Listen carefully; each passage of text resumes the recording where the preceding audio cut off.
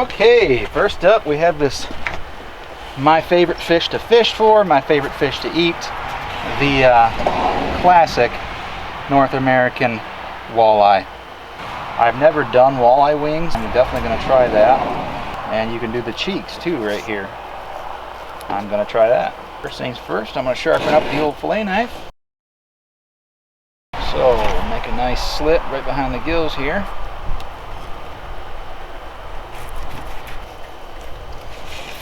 And I'm actually going to do three or four different species. We caught some bass, and we caught, we went crappie fishing. We got largemouth bass, crappie, bluegill, and I caught a dogfish I really want to try. I've never had dogfish.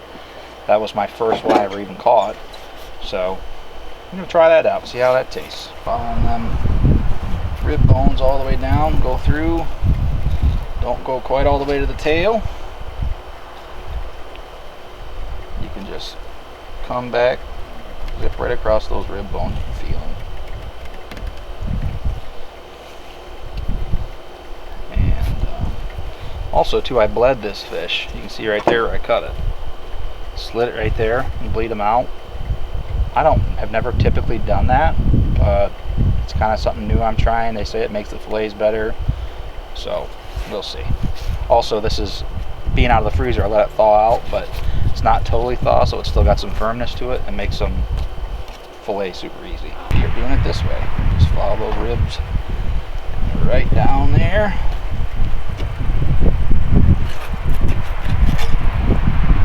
Flop it over.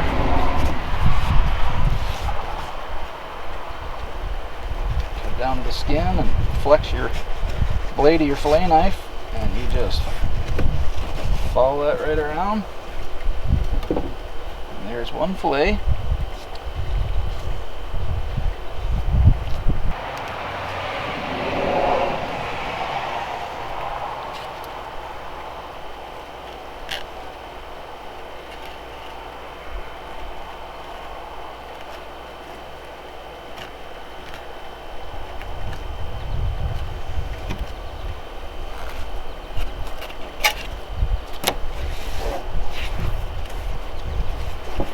And go ahead and let him out. Flex that blade right tight to the table.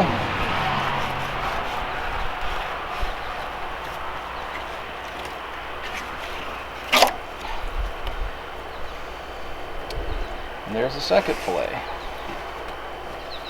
Alright, now we got our fillets off. Now we're going to try to get this walleye wings off. It looks to me like you can kind of just, I'm going to kind of just cut as much as I can off here just to see where we want to end up. So there's the wing portion. There's our nice clean, all the meat's gone. All we got left is these walleye cheeks. Alright, now the cheeks. Now, like I say, I've never done these, so I'm not really sure if it's just a cut in and scoop out as much as you can kind of deal. You can see that or not, but not a lot. I see why a lot of people don't mess with it. But if you love walleye as much as I do, oh, it's worth every ounce. Alright, I had to move my table. She's getting a little warm here. On the fillets, I was shown by an old boy in the UP how to do this. They call it a mud vein, and there's a little thin row of bones in there. A little V right here. And you make a little V right here. And you just pull it apart. And you just pull it apart. And they call that a mud vein. It's that dark colored, you see it on the back of the skin side of the fillet. And then we just quarter up. And then we'll whip out this other fillet. Well, there's what I'm talking about. This, what we're going for is that dark strip right there, basically, and it just peels off each side of it. So start at the tail end of the fillet, make you a little V, or just a little angled cut, and a little angled cut there, and it just pulls. It pulls right apart, easy. Same thing on the other side, just peel it on off. Done. Perfectious. Alright, quit stealing them fish chunks. Freaking dinosaurs.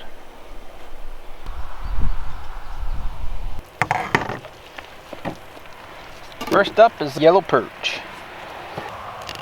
Zip it right along those backbones. Make sure you, as soon as the stomach starts, there's always a nice chunk of meat there you don't want to miss. If you just go straight to the tail, you kind of got to angle your knife like that and kind of scoop that as you go. Takes a little practice getting it perfect, but like I didn't, kind of mess. I can't even mess that walleye up a little bit doing that, but as long as the meat's still on the fillet, I count that as a win. Follow the contour of that rib cage right around. Put a little pressure on your fillet, pushing it away from you. If your knife is nice and sharp, it'll just peel that fillet right back. So there's that side.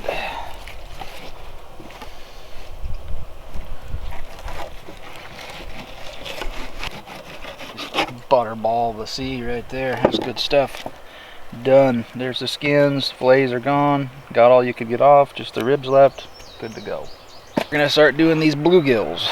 Bluegills are the same principle. Got them off the ice, so it gives them kind of nice and stiff. I like to go right behind the gill, kind of angle it up towards the head. There's that nice big chunk of meat there you don't want to leave behind. All the way through. Follow it through to the tail.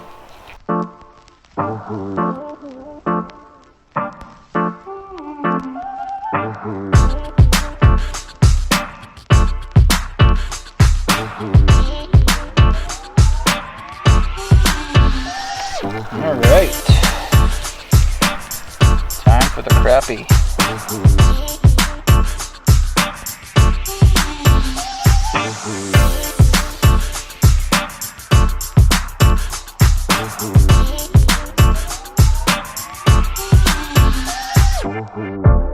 The old trusty crappie fillet. Nice chunk of meat. That tasty one at that. He's done. Time for a classic, a largemouth bass. Same principles, you just, the scales are a little tougher is all. Sometimes you gotta make a little starter slit there. Once you're in, you're in. Make your slit that way, make sure you're all the way down to the bone.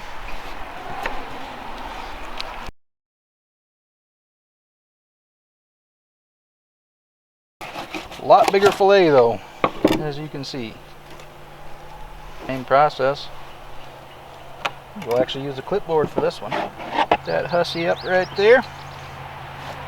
Cut down and in on one.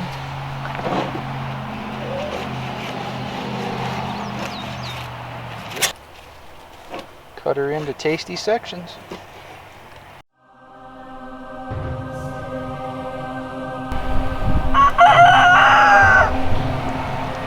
Last but not least, the dogfish, or bowfin, or whatever you want to call them. Thing is hard as a rock. I don't know if they have Y bones in them, like a pike, but let's find out. I'm just gonna cut down. Yeah, it feels like I'm cutting through bone pretty bad. And we'll just do the same on this side. There's looks like just the rib cage there. I don't feel any bones. Pretty weird texture too. They're kind of mushy. I think I'm just gonna do this.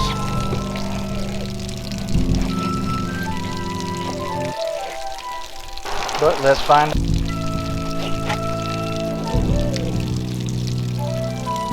Dogfish fillet. We got our walleye cheeks, our fillets, our wings, all our crappie and bluegill. We've got our dogfish. We've got our largemouth bass. Next comes the tasty part. Here's the fry mix I'm going to use. This is Louisiana Fishfry products. This is my favorite fish fry mix I have found so far. So I'm going to do my walleye fillets first. Mix all that tastiness around a little bit. Got my walleye pieces in.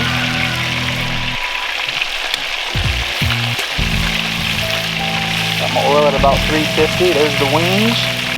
There it is. There's one 17-inch filleted walleye. Just kind of rolling around until you don't have any more of that loose breading at the bottom. No fry mix goes to waste.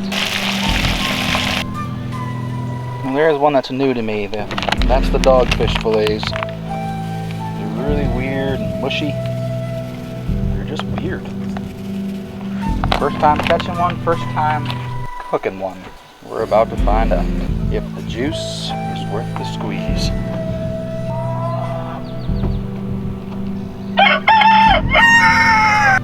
Here we go.